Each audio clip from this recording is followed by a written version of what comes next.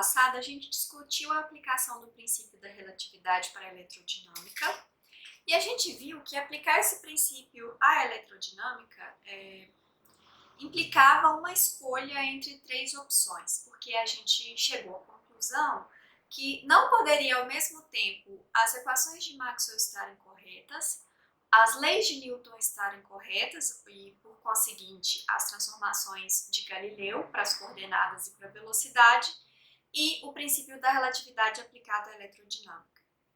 E dentre essas três opções, a única que é compatível com os dados experimentais é a opção 3, que diz pra gente que o princípio da relatividade de fato se aplica a todas as leis físicas, inclusive as leis da eletrodinâmica.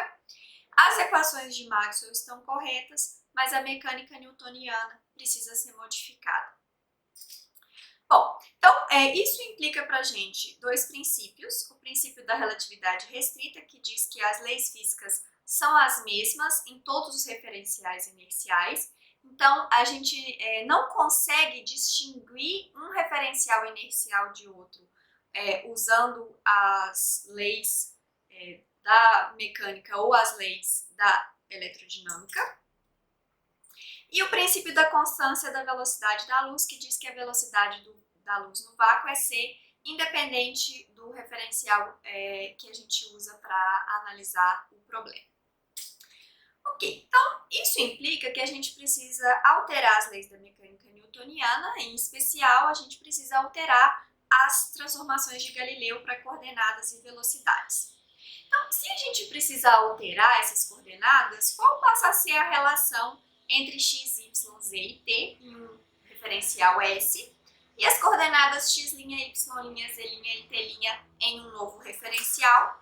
E a gente sabe que as transformações de Galileu falam que as relações entre essas coordenadas são dadas por essas quatro equações aqui.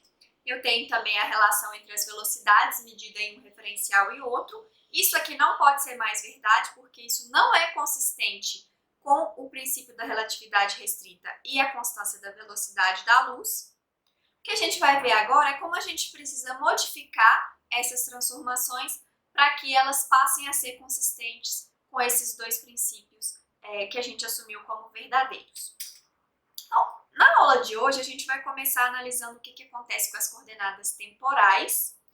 E a transformação de Galileu para o tempo é simplesmente que t igual a t' se os dois referenciais, se as origens dos dois referenciais coincidem em t igual a t' igual a 0.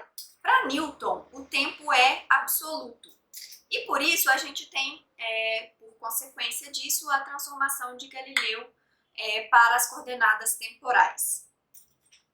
Só que isso não é consistente com os dois postulados de relatividade, inclusive aplicado à eletrodinâmica, e a constância da velocidade da luz. E como a gente tem que alterar as transformações entre as coordenadas temporais, é o assunto da aula de hoje. Para começar a aula, eu quero que vocês façam um experimento imaginado, que é o seguinte. Nesse experimento imaginário, a gente tem a Alice no referencial S e o Bob no referencial S'. O Bob está dentro de um ônibus, portanto o referencial S' está em repouso em relação ao ônibus, e esse ônibus ele se move na direção do eixo X com velocidade U em relação ao referencial da Alice.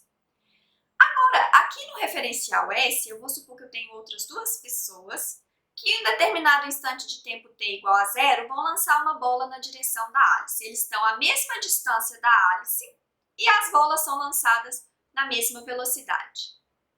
E eu vou imaginar que eu tenho outras duas pessoas que estão dentro do ônibus com o Bob, equidistantes do Bob, também vão lançar em t' igual a 0 uma bola na direção do Bob com a mesma velocidade. Então eu quero que vocês analisem quanto tempo vai demorar para essas bolas chegarem até a Alice em um caso e até o Bob no outro caso, mudando de referencial. Uma hora vocês vão analisar o problema usando o referencial S e outra hora vocês vão analisar esses dois problemas utilizando o referencial S'. Então esse é o primeiro experimento imaginário que a gente vai fazer. Agora, eu quero que vocês façam o seguinte. Vocês vão imaginar que em um certo instante de tempo t igual a t' igual a zero, um raio vai atingir a extremidade do ônibus no instante em que, nesse instante que t igual a t' igual a zero, os pontos A e A' coincidem na extremidade do ônibus e os pontos B e B' também coincidem. Exatamente nesse instante, o raio atinge a extremidade do ônibus e ondas eletromagnéticas vão ser emitidas em todas as direções e vão chegar aos observadores Alice e Bob. Agora, eu quero que vocês tentem imaginar, ou tentem pensar, em qual é o intervalo de tempo que a luz vai gastar para chegar até a Alice e para chegar até o Bob.